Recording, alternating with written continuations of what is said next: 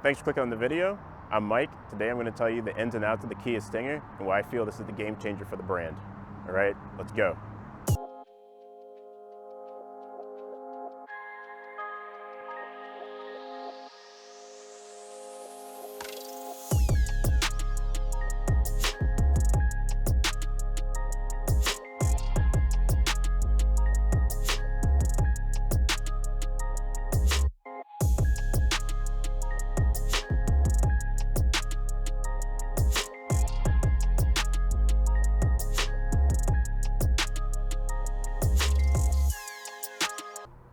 In 1992, Kia opened its doors in Portland, Oregon. At that time, they only sold the Sophia and the Sportage. Those were not good vehicles by anyone's standards. However, 28 years later, after a lot of time and investment, they now make cars like this, the Stinger. Let's take a look around and see what that investment has produced. Starting with the exterior of the car, we've got the nice long sleek hood here encasing the 3.3 liter twin turbo V6, making 365 horsepower, 375 foot-pounds of torque. And that flows on back, the blistered fenders, the short deck, a real nice Coke bottle shape to this car. If we look at the headlights here, we've got LED lights up front with a cool LED running light underneath that comes on when the car is in drive. I believe this is the best implementation of the Kia Tiger Nose grille that we have yet. I really like how wide and narrow it is. It looks a lot better, in my opinion, than what we have on the Kia SUVs. One unique feature, well, one of several unique features on this vehicle are the ducting. Normally, cars, you'll see vents and ducts and things, but they're not real. These are real. These air vents here take in air and cycle it around the wheel to lower drag, and they call it an air skirt. And then there's another vent here, which takes air and blows it back. This vent is to release some pressure and to aid in cooling for the brakes, whereas this one here is for reduced drag and turbulence to get the air around the tire that way. And we've got some other vents and intakes here. You can see the intercooler really well. The accent pieces on the Kia Stinger GT come in what they call black chrome. You've got on your mirror caps, your side vent, and along this strip which runs the length of the car, which terminates in the deck bill spoiler back there. So I think the wheel and tire combo on this vehicle is really cool. For the wheels, you have this cover for your lug nuts, which mimics a center locking wheel like on a race car or something. It's pretty silly for a sports sedan, but I kind of like it. Additionally, the design here with the painted spokes, it's very similar to the GT concept car that started the whole or led to the Stinger, but it's probably easier to manufacture this. I really like the look of it. And showing off the performance credentials, you've got your red painted Brembo calipers. It's 4-piston up front, 2-piston in the rear. You're not going to take this car to the racetrack. It's 4,000 pounds. Well, I wouldn't take it to the racetrack. It's a little over 4,000 pounds with the all-wheel drive system. It's nice to have that additional stopping power, though. The tires are Michelin Sport 4 tires, and we've got staggered. You're running 225s in the front and 255 in the rear. It's a pretty good tire combo. I haven't had any problems with it. I even run it lightly in the snow out here, and I didn't have any real problems, so it's a pretty good combo. Here at the back of the Stinger, we've got a light design that's clearly been inspired by Maserati. They've got this cool feature that connects the lights together.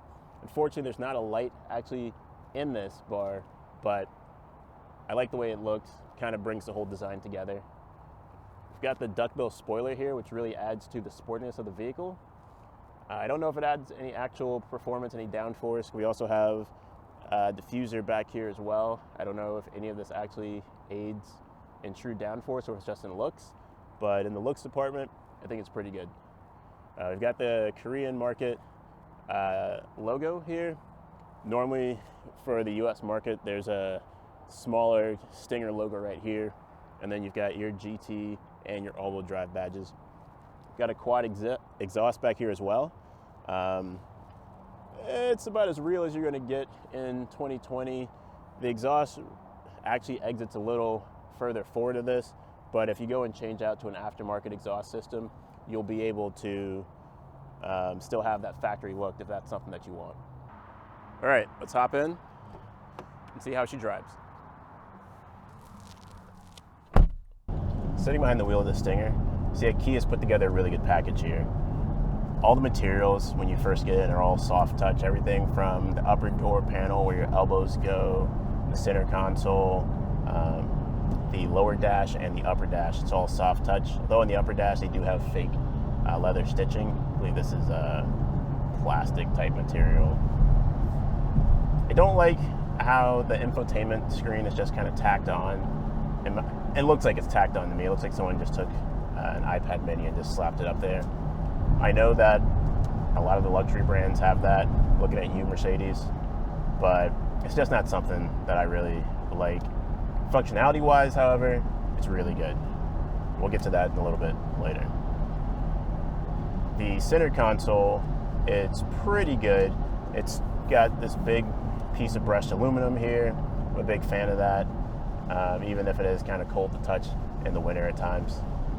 You've got plenty of room in your center console here.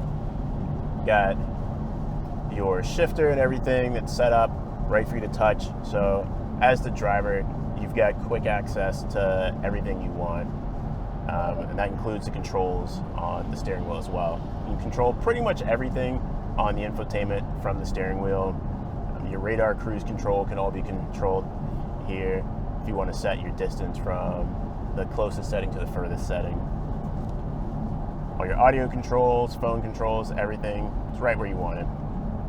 I also like how you have this mode selector button right here, or switch, and you just twist it and the car just seamlessly goes between the different modes. I like to keep it in Eco or Comfort, just Comfort's a regular mode. This car's a bit of a gas guzzler, so Eco, it's nice. It's basically the same settings as Comfort for your suspension and the all-wheel drive, but it allows the engine, or it detunes the engine a little bit, so you're not making the peak 365 horsepower that the car makes. It makes it a little lower, which for daily driving is fine. And then if you just want to flip it over to the Sport, like you get the nice little graphic, shows up red, even the numbers in the in the heads-up display tilt a little bit, get italicized. It's like you're moving so fast that even the numbers have to lean back. Everything sharpens up when you get into the Sport mode. It's pretty nice. Steering overall, this vehicle is pretty good. I know some people have said that the steering is a little heavy in Sport mode, but I don't think so. I think it's just right. It's where you want it to be for a sports sedan.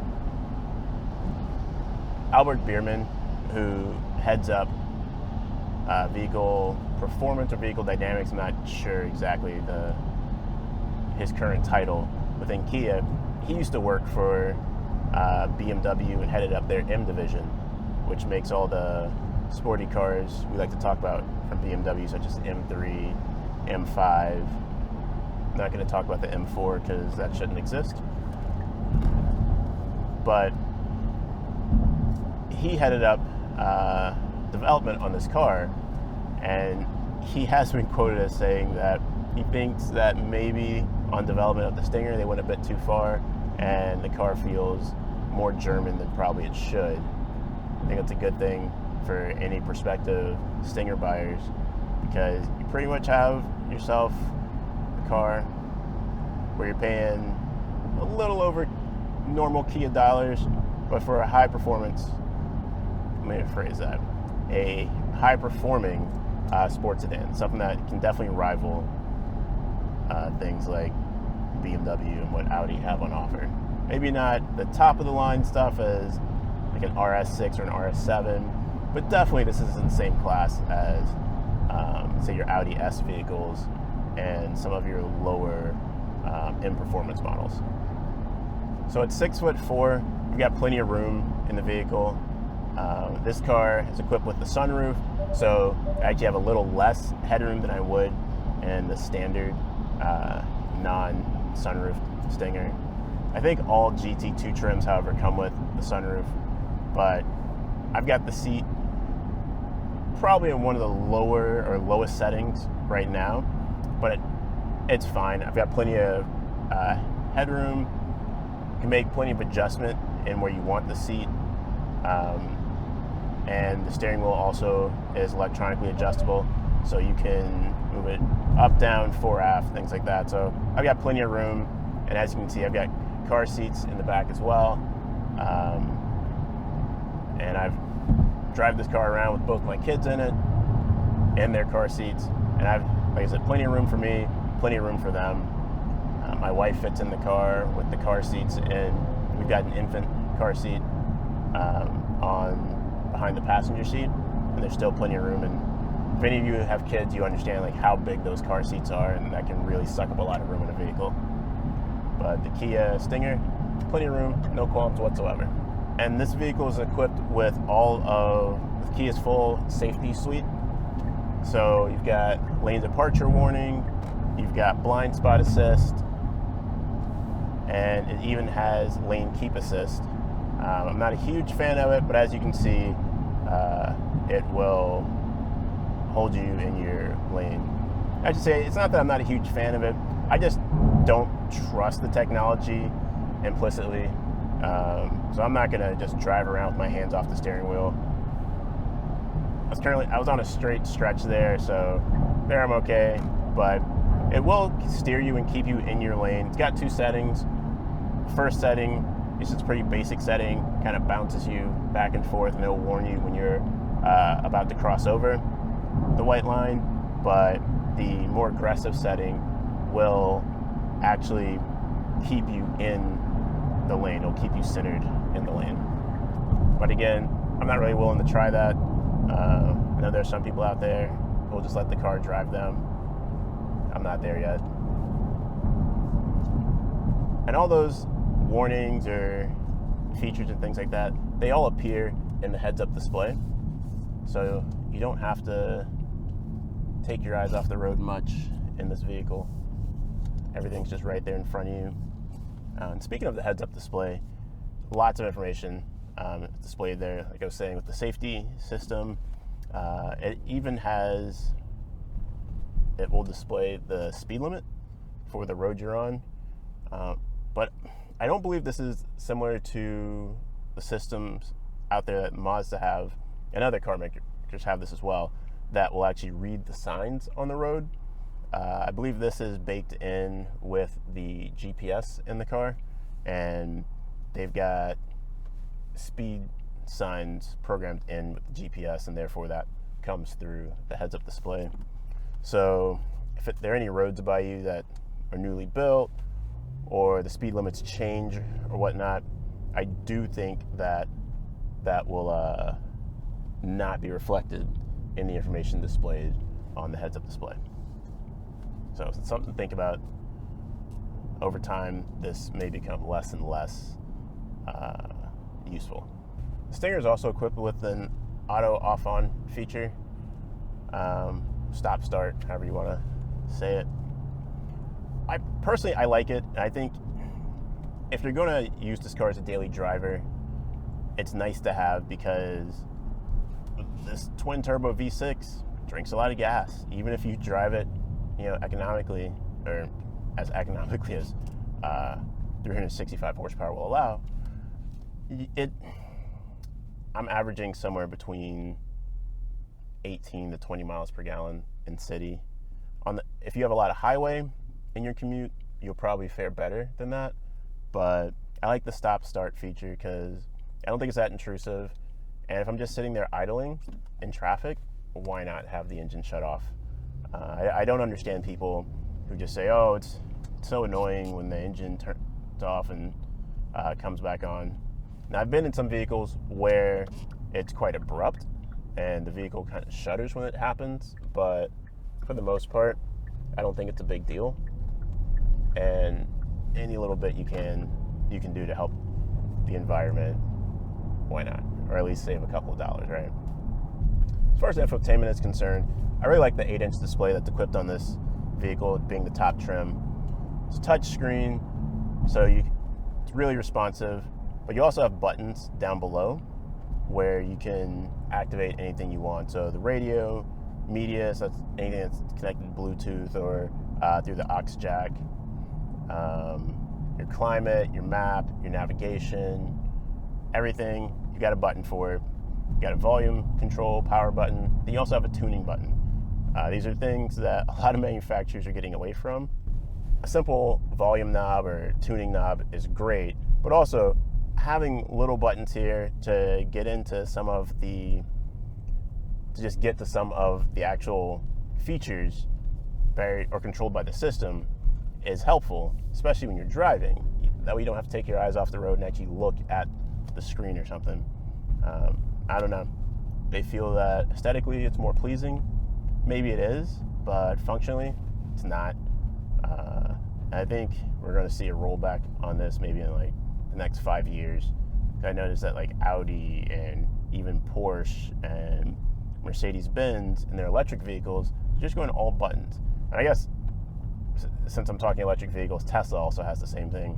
I think Tesla's going to do their own thing. They're not switching at all. That's just them. But I think more mainstream manufacturers you're going to see switch back to some hard buttons. So inside the instrument cluster, you've got a 7-inch display. It shows simple things such as your range, total miles, temperature outside, some of the safety features like your lane keep assist are displayed there, your current gear that you're in. When you're in the menu, when you're using the paddles, that'll show up there. It'll just say drive. But you can also navigate through some of the buttons on here, and it gives you some customization as well. You can customize the colors and things like that on the interior. It's pretty cool. So the seats in the Stinger are pretty cool. They're 16-way adjustable. Control everything from lumbar to how much the bolsters squeeze you in. And when you go in the sport mode, they squeeze just a little tighter, just so you know you're really pushing it now. They're quite comfortable too. This being the top trim has got the Nappa leather in it. It's soft, it's plush. I like the way it feels. And I think it'd be good for long drives. Your backside's not gonna, go numb. The seats are also heated and cooled, which is awesome. I love that. I'm not a big fan of heated seats. Granted, when I turn heated seats on, it just feels like someone's pouring warm liquid down my back. Not my thing. But the cooled seats I love. In the summer, when I'm leaving the gym, it's great. And these are ventilated, so they don't pull the air off of you like some systems do, but they blow cool air out of the holes in the seat. It's amazing. I'm a huge fan of it. All right, final thoughts here. I think the Kia Stinger is a great vehicle. If you are looking for something that can seat 4, 5, if you're going for short drives or whatever, this is a vehicle you should definitely consider. This vehicle has the option for all-wheel drive. You have multiple engines as well. You don't have to have the fire-breathing twin-turbo V6 like this one has. I think the 4-cylinder at 255 horsepower gives a lot of power, and that can also be optioned with all-wheel drive. So if you're concerned about fuel cost or just having that much horsepower, you can even look at that option as well.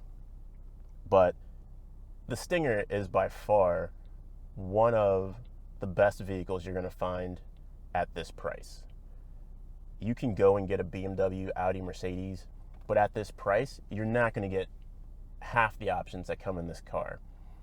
You've got everything from just the materials, the power, the audio system, the looks.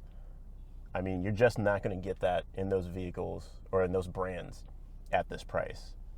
Kia really has a hit on their hands with this car. I don't think it's going to be a sales leader, just given what it is. It's a car. I think the Kia Telluride, which also has a striking design, really good interior materials. I think that is going to definitely outsell this, because in the US, people want SUVs, unfortunately. I love cars.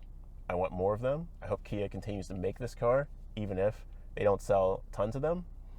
And here's hoping I'll get to drive Generation 2 Kia Stinger when they come out. So if you guys like the video, like, subscribe. I'll try to have more for you soon. All right, thanks.